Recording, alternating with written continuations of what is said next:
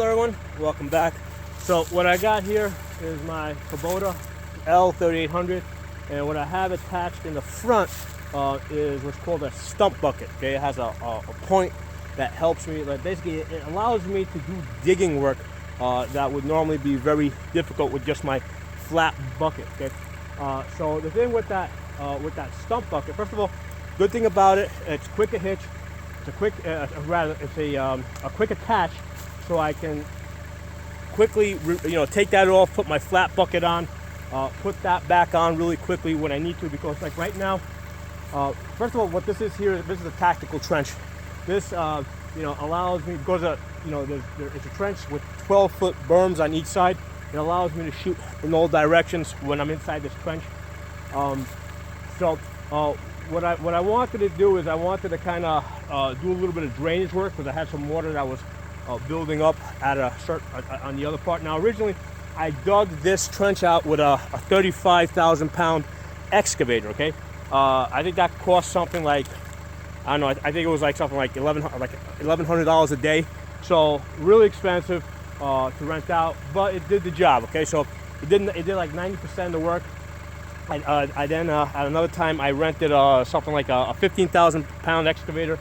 That helped me like fine tune it a little bit, kind of got it to a point where I can now work it with my tractor, right? Because obviously this is a lot cheaper. It's cheaper to use my equipment. So that stump bucket over there, it only costs $500, right? So it allows me to do digging work, right? Now, why not use a backhoe, right? Like, why not buy a backhoe and put that on the back of my tractor? Well, first of all, the backhoe costs something like 10 grand, right? $10,000. And the thing is, it's a lot of work to put the backhoe on, take it off. You gotta remove the arms on the back of the tractor.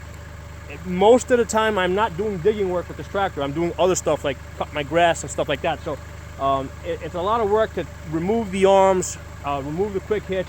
Oh, that's on the back with the counterweights right now, right? You saw I got about 500 pounds of counterweight in the back of the tractor. A lot of work to take that off, to put the backhoe on. So it's a lot of work with the quick attach. It's really easy. It goes on and off. So there's a big convenience with this. It's a lot cheaper. And the other thing is, like with the if I had a backhoe on the back of the tractor, the way you use a backhoe is, you got to kind of plant the tractors. You got to drop your stabilizers, and a backhoe on the back of the tractor just works in one spot. So you plant your tractor, you dig, then you got lift everything up, get yourself from the rear seat to the front seat, and move the tractor. With this, right, it allows me to kind of keep moving and digging, right? And for a job like this, there's a lot of moving and digging. I'm not just digging in one spot, I'm continually digging forward over here. So that allows me to kind of, dig on the move. So that, again, that is a big convenience. So between that and the fact that it's a lot cheaper, it's only $500, big convenience that it goes on and off really easy. Now, for this job over here, like, I've been using both the flat bucket and that in combination. Right now what I'm doing is I've got on the other side of this trench, there's an area that's been accumulating a lot of water. So what I want to do is I want to take some dirt from this side, bring it over there to kind of raise up the ground over there, so it stops being so wet over there. So what I'm doing is I'm digging this up. In the process, I'm also extending my trench, right? So I got more shooting space here. So I'm making it longer, digging it up. I'm making a pile over there. Now, once I'm done with that pile, once I make that pile, I'm just gonna go get the flat bucket, because the flat bucket is a lot easier to work with for just moving dirt. Get the flat bucket, and I'll be able to drop that dirt right where I want to. The nice thing about this stump bucket is, as you're working back and forth, right, what happens is, because this is kind of wet ground, it's uneven ground, it's really hard to, sometimes you lose traction, and what happens as your wheels spin, even though I got them in the lowest gear, as they spin, you're gonna kind of dig holes. So this bucket is really good because it has that point. It allows you to do precision work.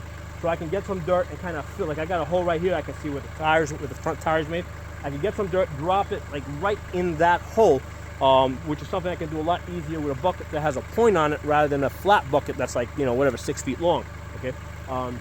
So this is definitely like a very useful tool to have with for your tractor, especially if you got a quick attach on it.